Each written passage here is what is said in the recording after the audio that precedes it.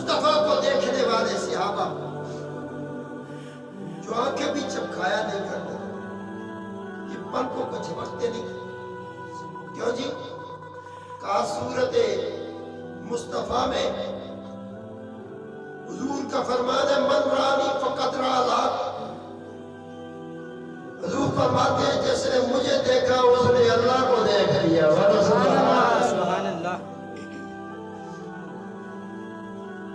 اور پھر کوئی صورت جب دنیا والوں سے اوجل ہوئی، 63 برس کی عمر گزری، بلال کو وہ صورت نظر نہ آئی، تو ایک عربی آیا، غیر مسلم آیا، جس نے بڑی صفتیں سنی تھی کملی والے کی،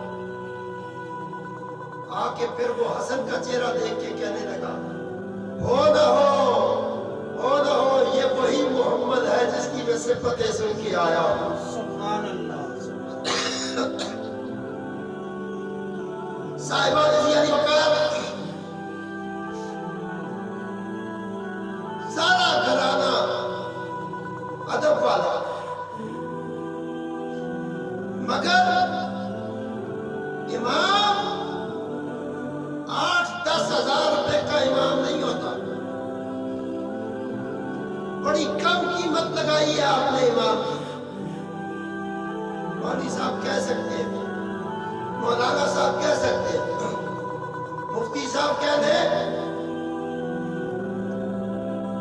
آپ تو مولانا کے بھی قائل نہیں ہے بات کو، ہم کہہ دیں نا مولا علی، وہ بڑا مسئلہ خراب ہو جاتا ہے، مولا کیوں کہہ دیا؟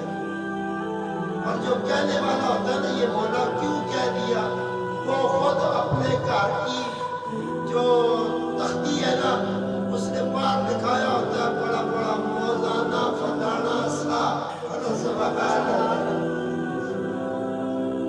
صاحب آپ تو مولانا بن گئے، تو جس کو اللہ کے محبوب نے فرمایا من کن تو مولا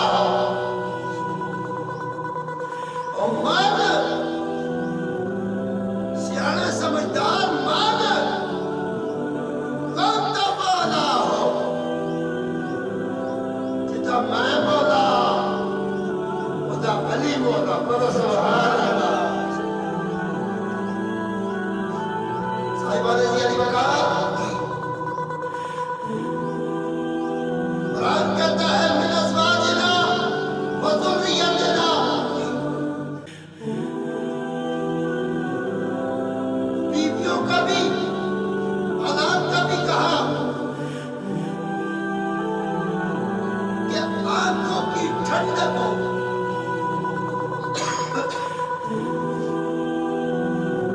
اسی لیے ہم لوگ کہتے ہیں جب نام محمد آتا ہے ہم چوم کی آنکھوں پر لگاتے ہیں تو ایک دم کہتے ہیں قرۃ عینی یا رسول اللہ، یہ نام محمد ہماری آنکھوں کی ٹھنڈک ہے۔ بولو سبحان اللہ۔